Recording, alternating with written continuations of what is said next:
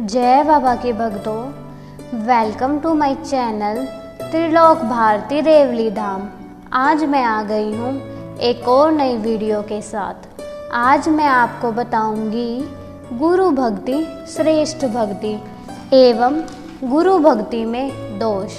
तो चलिए शुरू करते हैं।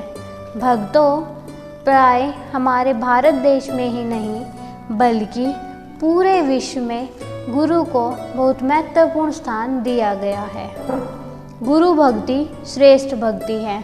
गुरु ही ईश्वर है, लेकिन कुछ लोगों ने गुरु पद का दुरुपयोग करना शुरू कर दिया है। फिर भी गुरु पद की महिमा कम नहीं होगी। गुरु का शाब्दिक अर्थ है अंधकार से प्रकाश की तरफ, यानी भवसागर से ईश्वर की तरफ ले जाने वाला। गुरु शिष्य का नाता इस जगत में अतुलनीय है। वैसे तो गुरु शब्द के अनेक अर्थ हैं, लेकिन वास्तव में गुरु वही है जो अपने शिष्य की सभी शंकाओं का समाधान कर सके, जिसे पाकर शिष्य की सभी जिज्ञासाएं शांत हो जाएं। शिष्य के मन में कोई भी ऐसा प्रश्न न रहे जिसका उत्तर न हो। हमारा कहने का मतलब है कि सभी प्रश्न जहाँ ख़त्म हो जाते हैं तो उत्तर का मतलब ही नहीं रहता। गुरु अपने शिष्य की सभी प्रकार से रक्षा करने में सक्षम होता है। सच्चा गुरु एक बार शिष्य का हाथ पकड़ लेता है तो जीवन भर उसके साथ चलता है। गुरु अपने शिष्य की भविष्य में आने वाली परेशानियों को आने से पहले ही दूर कर देता है। गुरु ही भक्ति एवं मुक्ति का दाता होता है।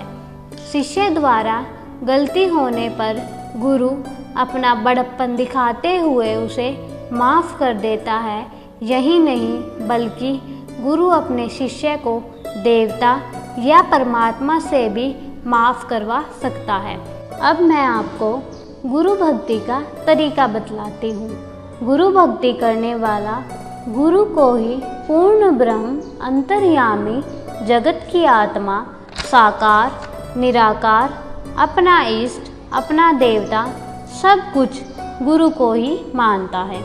गुरु से बढ़कर उसके लिए इस संसार में कोई और नहीं होना चाहिए। एक निष्ठावान शिष्य को सुबह शाम गुरु द्वारा दिया हुआ गुरु मंत्र का जाप करना चाहिए और गुरु के चरणों का ध्यान करना चाहिए। गुरु द्वारा बताए हुए मार्ग पर चलना ही गुरु की सेवा है। शिष्य का गुरु के प्रति निष्ठावान होना, गुरु में श्रद्धा रखना उसकी सफलता का राज है। गुरु का तपस्वी होना उतना ही आवश्यक है जितना कि शिष्य का गुरु में निष्ठावान होना। अब मैं आपको बताऊंगी गुरु भक्ति में दोष। गुरु भक्ति में साधक अपने गुरु के अलावा किसी की चर्चा करना भी ठीक नहीं समझता।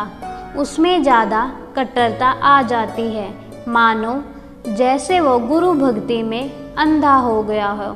उसे किसी और गुरु के बारे में सुनना भी पसंद नहीं होता। यह ईर्ष्या और कट्टरता प्रारंभिक अवस्था में होती है, क्योंकि उसे एक गुरु के अलावा कुछ और दिखाई नहीं देता, मानो एक तरह से उसमें उन्माद छा गया हो। बाद में उसकी समझ में आ जाता है कि ये सब गुरु अर्थात परमात्मा के ही रूप हैं। फिर उसके अंदर सहनशीलता और धैर्य बढ़ जाता है। जय बाबा की जय हो, गुरु महाराज की।